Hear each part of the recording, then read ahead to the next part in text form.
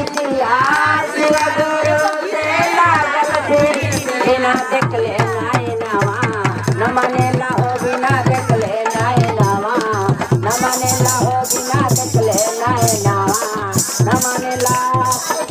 अरे पार्वती पूछे भोले बाबा से पार्वती पूछे भोले बाबा बोले काहे नजरिया मेरे बानी हो बोला काहे नजरिया मेरे बानी।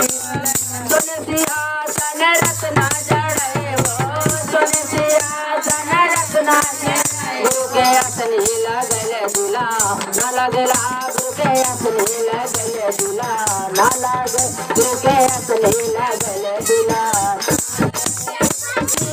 गुरु से लागल फिर इतिहास गुरु से लागल फिर बिना देखले नाय नवा न मानेला बिना देखले नाय नवा न माने बिना देखले नाय नवा न माने। सुन सुराही गाना जल पाने सुन सुराही गाना जल पाने के चरना धोलले दूल्हा न लगे गुरु के चरना धोलले दूल्हा न लगे बिना देखले नाय नवा न माने बिना देखले नाय नवा।